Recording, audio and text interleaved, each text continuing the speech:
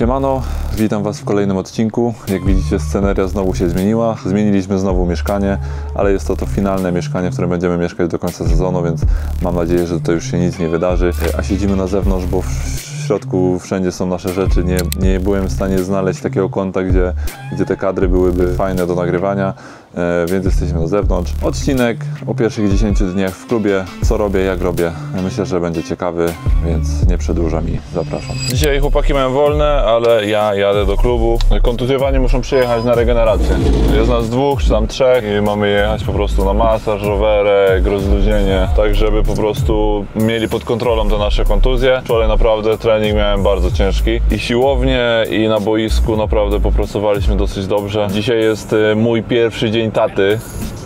Dokładnie 5 miesięcy temu moja córka się urodziła i dzisiaj jest mój pierwszy dzień taty, więc wszystkim tatom życzę wszystkiego dobrego, a tym, którzy nie zostali jeszcze rodzicami, to bardzo polecam. Wiem, że to nie jest taka łatwa decyzja i tak dalej, ale naprawdę nie ma piękniejszego momentu niż to, jak moja córka, bo mam córkę, jak moja córka się do mnie uśmiechnie, naprawdę to nie jesteście w stanie to z niczym porównać. Jakieś wasze rzeczy materialne czy zawodowe, to wszystko przykrywa to, że wystarczy, że rano wstaniesz i ta twoja córka się do ciebie uśmiecha, patrzysz tą radość, albo jak przychodzę i się cieszy, tego uczucia nic wam nie da. Aż mnie to fascynuje, jak to działa, że w momencie, kiedy ja usłyszałem pierwszy krzyk, czy pierwszy płacz Poli, to normalnie jakby wam jakiś pstryczek w głowie ktoś z tyłu was walnął w łeb i nagle się świat zmienia. To jest ciekawe, jestem ciekawy, czy kiedykolwiek, pewnie są jakieś badania zrobione podczas porodu, gdzie, mówię ze swojej perspektywy, gdzie ojciec słyszy pierwszy krzyk swojego dziecka i co się dzieje wtedy w głowie, jakie procesy fizjologiczne wtedy zachodzą w naszym organizmie, bo to jest naprawdę fascynujące i myślę, że ten, kto to przeżył, to wie, o czym mówię. Trochę się rozgadałem, ale finalnie chcę życzyć wszystkim tatom wszystkiego dobrego i co? Jedziemy na trening i no dzisiaj będziemy praktycznie leżeć i pachnieć, że tak powiem. Za dużo tego treningu nie będzie, może jakiś lekki rowerek i masaż.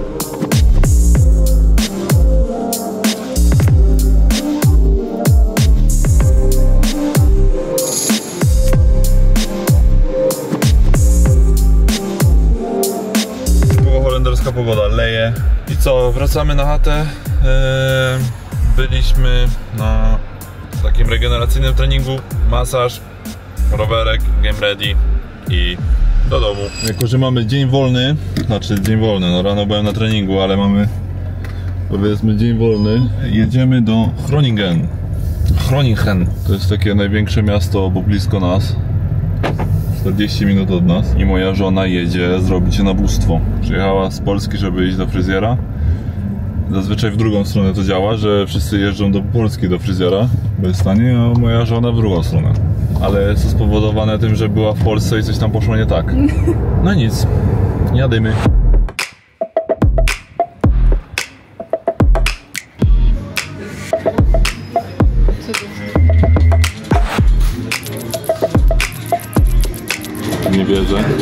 Nie wierzę, że to nagrywali tylko raz, bo Tomek za pierwszym razem piłki nie łapie na pewno. No tacy vlogerzy, że zaczęliśmy jeść.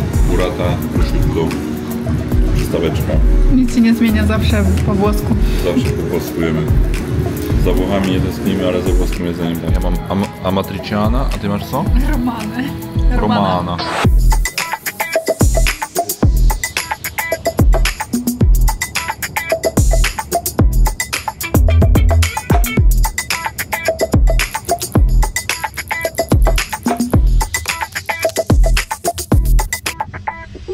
Jak wyglądają aktualnie moje treningi?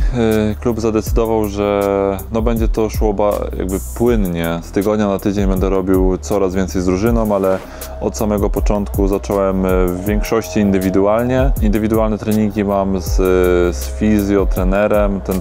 Ten fizjo też kiedyś grał w piłkę jako młody chłopak zerwał więzadła krzyżowe i poszedł w bycie fizjoterapeutą i trenerem, i u nas jest takim właśnie fizjo, który wprowadza zawodników do treningu, i możecie zobaczyć, że trenuję też z innym chłopakiem, Danilo, Szwed, który też ma problemy z kolanem. W moim wypadku to wygląda tak, że ja po prostu z tygodnia na tydzień mam robić coraz więcej rzeczy z drużyną.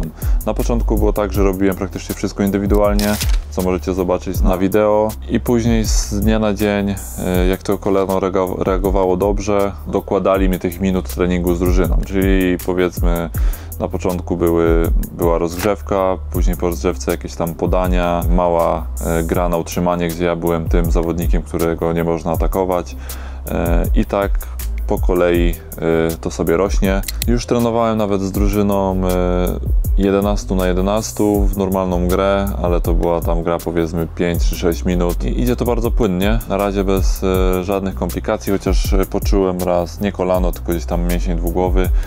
I to też jest ważne, że ja daję znak, że słuchajcie, potrzebuję 1-2 dni, żeby troszkę zluzować, bo rzeczywiście poczułem coś i jakby na tym polega ta współpraca, że ja odczuwam coś, mówię to fizjo i oni też wtedy korygują ten trening, i na przykład odpuściłem jakąś tam część treningu po to, żeby po prostu ta dwójka się zregenerowała. Minęły 2 dni, już jest ok. I czasami właśnie wsłuchiwanie się w to ciało jest ważne i dawanie feedbacku do fizjo, żeby oni mogli korygować trening po to, żeby właśnie mniej czasami znaczy więcej, czasami mniej to znaczy lepiej, i czasami ten odpoczynek 2 dni da więcej niż kilka treningów. Ten sam przypadek, ktoś oglądał poprzednie vlogi, to jak byłem chory, identyczna sytuacja, że lepiej po prostu czasami odpuścić, żeby finalnie na tym więcej zyskać.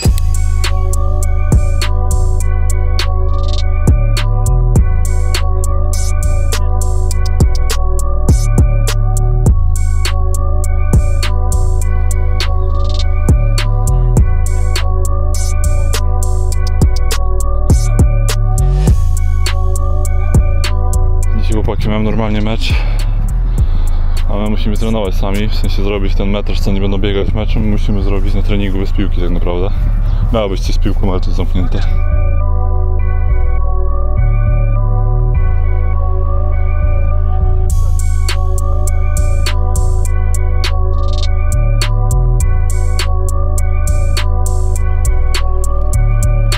Dwie serie za nami.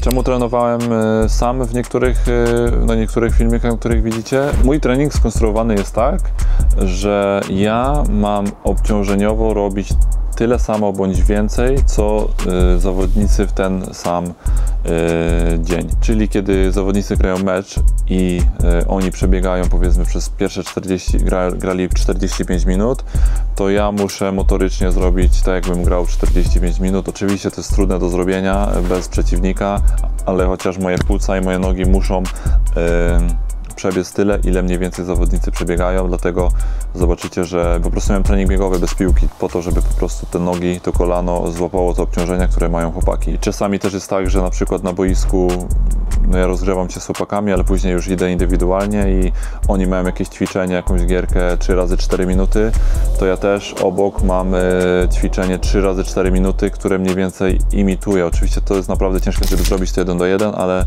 imituje pracę, którą robią chłopaki. tak, żeby jak najbardziej odwzorować to, co robią oni, tak, żeby w momencie, kiedy ja dostanę już naprawdę zielone światło do grania, żebym nie był z tyłu.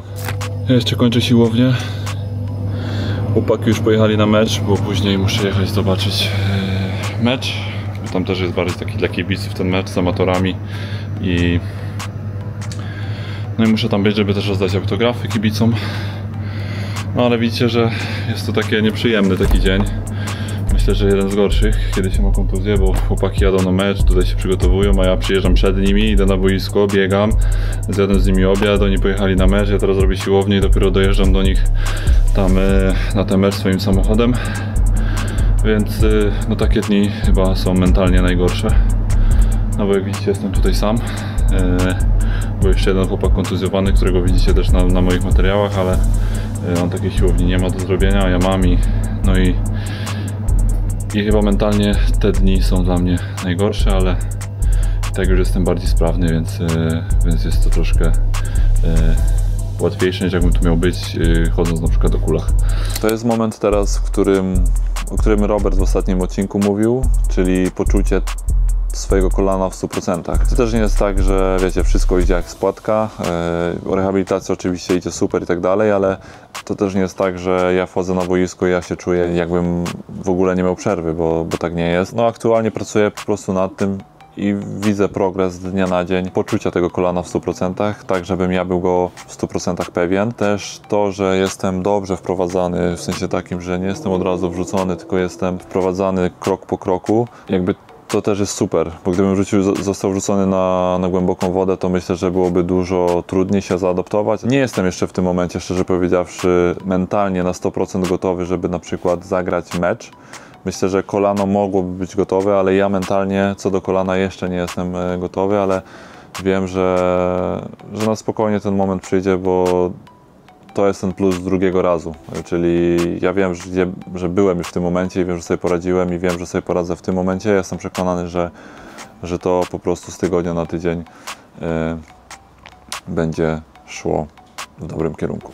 Jeszcze jedną ciekawa rzecz, którą w sumie z doświadczenia mogę powiedzieć, niestety z doświadczenia, czyli jak różnica czasami w czasie, kiedy stanie się ta kontuzja, wpływa później na sytuację w drużynie. Za pierwszym razem, jak rozwaliłem kolano, wróciłem już po 9 czy tam 10 miesiącach, w momencie właśnie, kiedy sezon startował, w sensie kiedy przygotowania do sezonu startowały, więc ja we wszystkich sparingach już mogłem grać.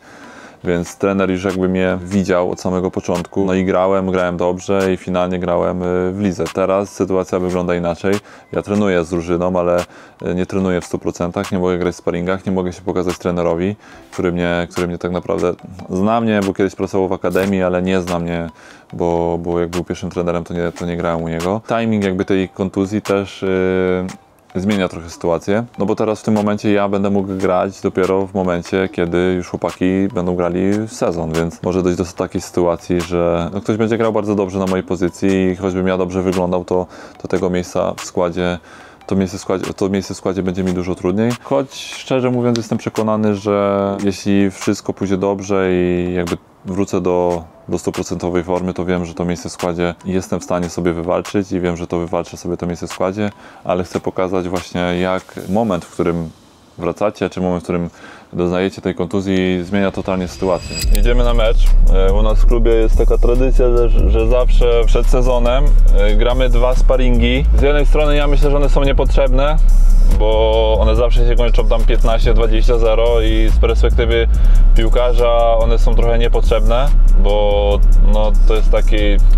To nawet nie są sparingi takie wprowadzające, bo to naprawdę się gra z amatorami, ale jest to, myślę, bardzo fajna inicjatywa ze strony klubu dla kibiców i dla tych okolicznych drużyn, bo oni chyba grają turniej przed jakby tym spotkaniem z nami. Kto wygra, ten może sobie zagrać mecz towarzyski z nami, no i dla okolicznych kibiców to jest fajne, no bo my tam zostajemy, rozdajemy kibicom autografy i tak dalej. Mówię, z perspektywy myślę boiska i piłkarza to tak średnio to ma sens, Może troszkę, żeby też nie demonizować tego, ale z perspektywy kibica i dla klubu myślę, że to jest spoko inicjatywa i no i właśnie tam jedziemy. The game.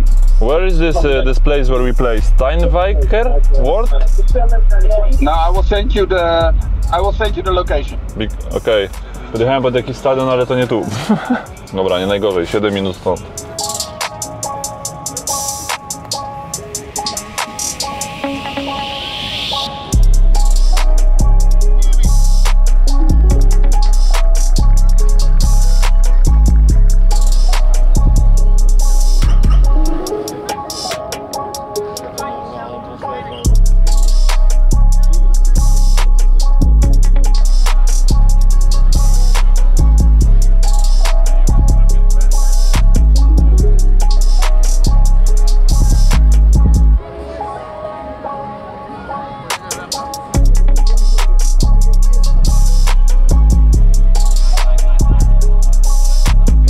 Jesteśmy już po meczu. Wygraliśmy 11-0, tak jak mówiłem, że to zazwyczaj się tak kończy. Ale było tak gorąco, no nie wiem, ponad 30 stopni chyba. Prawie kurwę udaru dostałem na tym. No dramatycznie, myślę, że mogłem się opalić przez ten czas, jak widzieliście poprzednie ujęcia i teraz to ujęcie, to mój kolor może być inny. I co? Tak chyba zakończę ten odcinek, bo jutro mam wolne, więc jakby cały tydzień jest już pokazany, a pierwszy odcinek chciałem pokazać właśnie taki tydzień, jak to wygląda, w jakim etapie teraz jestem i jak z drużyną pracuję, a jak samemu. Tyle. Dziękuję Wam za ten odcinek. Życzę Wam wszystkim wszystkiego dobrego, dużo zdrówka, trzymajcie się, cześć. Pewnie myśleliście, że to już koniec odcinka, ale nie. Tym razem mam coś dla Was i specjalnie zostawiłem to na sam koniec, żeby odwdzięczyć się takim widzom jak Ty, czyli takim, którzy oglądają moje odcinki do samego końca. Wiem, że większość widzów takich stałych, którzy oglądają moje wszystkie odcinki, oglądają je do końca i takim widzom bardzo chciałbym się odwdzięczyć. Sporo osób do mnie pisze, czy można jakoś, czy mogliby dostać koszulkę, czy można gdzieś, czasami nawet wiem, że są chyba problemy, żeby kupić w Polsce moją koszulkę. Więc chciałbym się odwdzięczyć i daję szansę jednej, może 2 osobom, żeby taką koszulkę wygrać. A jak taką koszulkę można wygrać?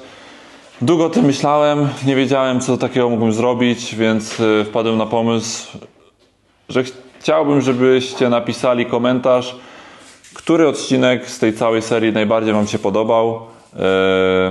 Może dla niektórych najlepszy będzie jakiś tam najśmieszniejszy i dla kogoś innego najlepszy będzie ten, który był najbardziej merytoryczny. Jeszcze ktoś inny miał jakieś inne emocje związane z moimi odcinkami i chciałem się po prostu dowiedzieć, który dla Was był najlepszy, a ja po prostu subiektywnie wybiorę 1, 2, może zależy ile tych komentarzy będzie. Jak będzie ich bardzo dużo, to może troszkę więcej osób. Jak widzicie, mam koszulki domową. Ta była chyba wyjazdowa z tamtego sezonu i mam koszulkę 3. Więc możliwe, że wygrałem nawet 3 osoby. Zobaczymy, ile tych komentarzy będzie i jakie one będą.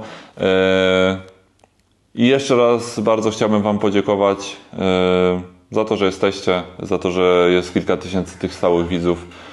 Mam nadzieję, że ten odcinek Wam się podobał. Czekajcie na więcej. A jeszcze jedna rzecz.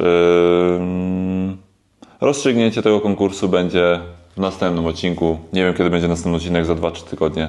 Zobaczymy. Powodzenia i teraz już naprawdę kończymy ten odcinek. Cześć.